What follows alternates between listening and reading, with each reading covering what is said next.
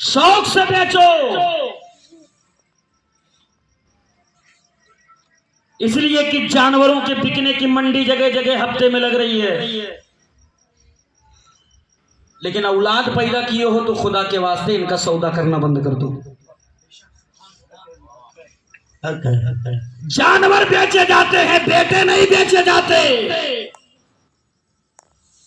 और जवानों जिनकी शादियां नहीं हुई है वो सुन लो, जब बाप दोपहिया चौपहिया पर तेरे अजमतों का सौदा करने लगे तो पकड़ लेना अपने बाप की कलाई और कह देना अब्बा बेचने का जुनून है तो बेच, शौक से बेच, बिकने को तैयार हो, लेकिन खुदा के वास्ते मुझे जब भी बेचना तो ससुराल के माल पर न बेचना, आमना के लाल की चौखट पर बेच देना।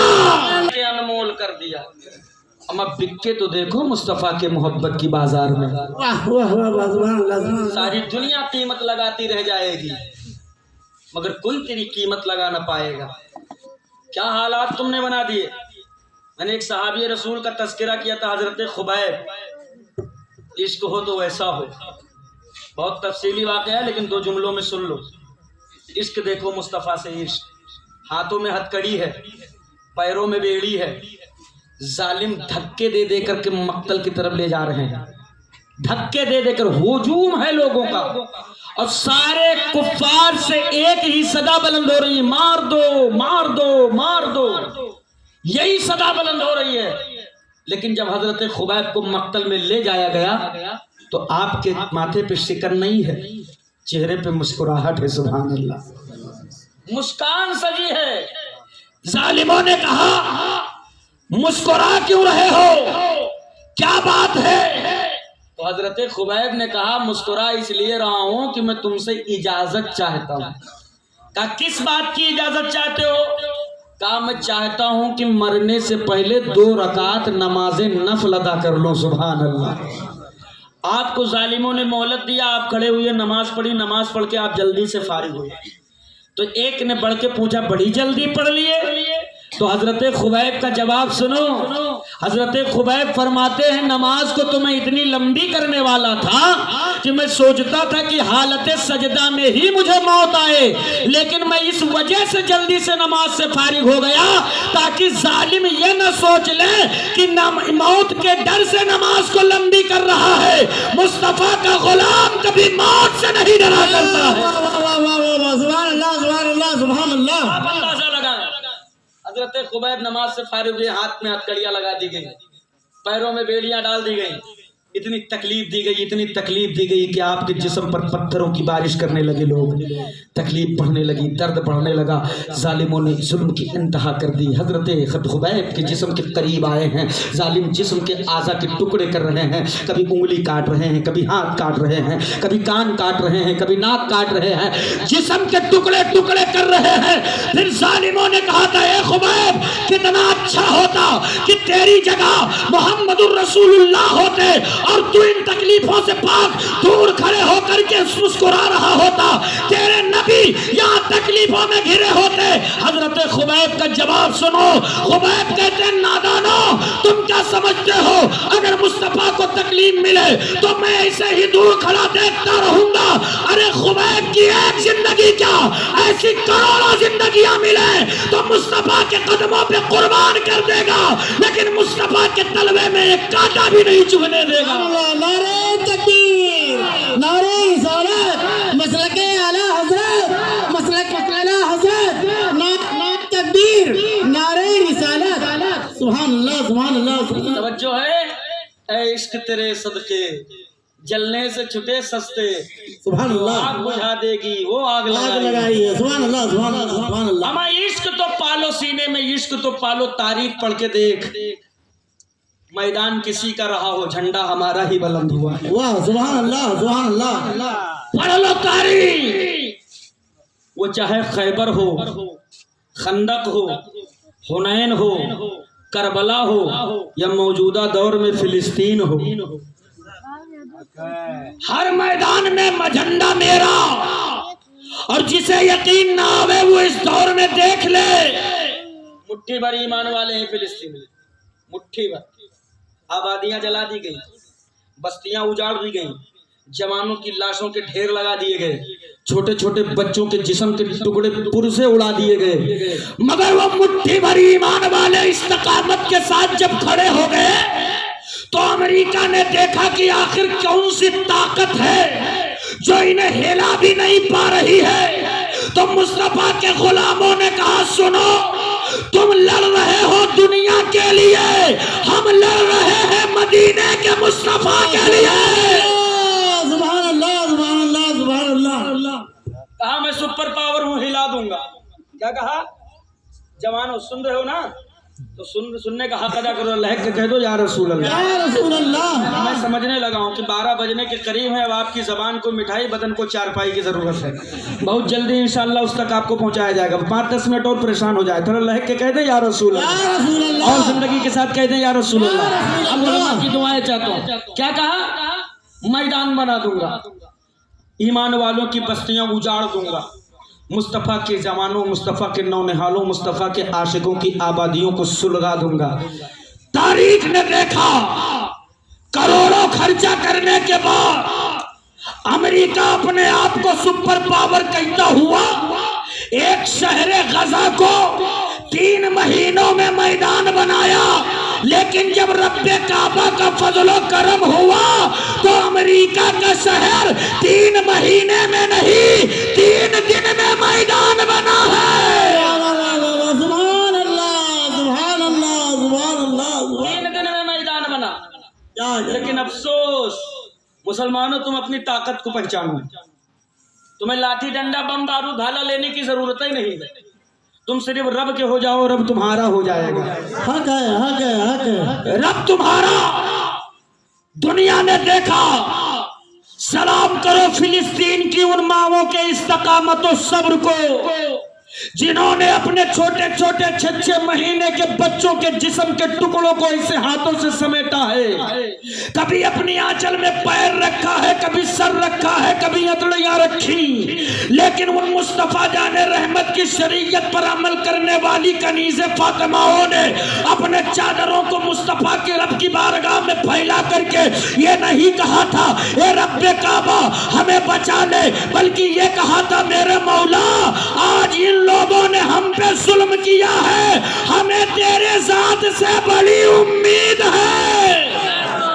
की फेल हुई है, सारा पावर धरा का धरा रह गया है, सारी मशीनरी नाकाम हो चुकी है। जब आग के शोलों पे कंट्रोल न हुआ तब मुस्तफा के इन नौजवान आशिकों ने कहा था हम अमेरिका कान खोल कर सुन ले, अगर तू सुपर पावर है तो मेरा मौला सुप्रीम पावर है। वाह क्या बात। आग के शोले उभरे हैं, आग पे पानी डाला गया, आग पे कंट्रोल न हुआ, आग पे केमिकल डाला गया, आग पे कंट्रोल न हुआ, तरह तरह की तदबीरें इस्तेमाल की गई, आग पे कोई कंट्रोल न हुआ। तब कहते हैं ना खिसियानी बिल्ली खंबा नोचे, आ गए मीडिया के सामने, बोले अमेरिका के फला इलाके में हमने जो है आग पे काबू पा लिया, उस इलाके में आग पे काबू पा लिया, उस इलाके में आग पे काबू पा लिया। आजम खान नूरी ने कहा मियां अब उंगली के पीछे सूरज को छुपाने की कोशिश बंद करो, इसलिए कि ये इतना आसान नहीं है। कहा क्या मतलब? हमने कहा हमें पता है आग कैसे बुझी है। कहा मतलब? हमने कहा मतलब साफ है, दुनिया ने देखा है, हम आग वही बुझी है जहां जहां अल्लाहू अकबर की सदा बुलंद है।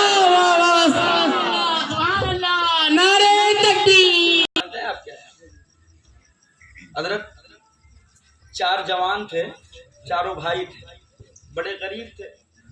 तो एक ऊंट पाले थे, तो एक दिन ऊंट को खरबूजा खिला रहे थे, तो एक खरबूजा ऊंट ने सीधे पूरा निगल लिया, तो वो जाके गले में अटक गया। जब अटक गया तो ऊंट छटपटाने लगा। जब ऊँटवा छटपटाए लगा तो एक भैया उठा, मोंगरी ली तो जोर से ऊँटवा के खरबूजवा मारिस, खरबूजवा फूट गया, उसको अंदर चला गया। तो तीनों भैया कहते हैं भैया तू तो हकीम हो, कहें हाँ हकीम तो हम बहुत दिन से रहन लेकिन बताई नहीं। कहीं अच्छा तो जब अत्ते बड़े हकीम हो तो चलो मतलब काम किया जाए, ये गरीबी के दिन सब छूट गए हैं, चलो घेंगा ही सही किया जाए। हम निकल पड़े घेंगा सही करे। एक गांव में पहुंचे, कहा लागे घेंगा सही करवा लो, घेंगा सही करवा लो। तो एक आदमी निकला कि भैया हमरे दादी के घेंगा निकला है, सही कही तो कहीं लाओ। निकाल के लावा, नीचे पत्थरा धे के ऊपर से मंगरी 2-3 ठो मारी तो दादी निकल ली। अब पूरा गांव गए मार डाले हो तो तुम्हारा खैरियत ना। तो 2-4 आदमी आए कि ऐसा है इनका मारो ना, दादी के जनाजा इनसे कब्रिस्तान पहुंचवा दो बस। और चलचलाती धूप थी और कब्रिस्तान बहुत दूर था। अब ये जो है पकड़ लिए 4 आदमी, लाश मरने के बाद इंसान वजन नहीं हो जाता है, चारों भाई कंधे पे लादिन लेके चल दिए। चलचलाती धूप, नंगे पांव चले जाएं घामे में, यहाँ पूरा दिन चले, संझक जून होगा तब वो कब्रिस्तान में आया। तो एक भैया कही सो भैया छोटकौआ कहीं का हो, कहीं आज के बाद घेंगा सही करे कहूँ ना। तो दूसरकवा कहते ना ही छोटकौआ घेंगा सही करे, लेकिन ये पहले पूछ लिया कि कब्रिस्तान कितनी दूर है।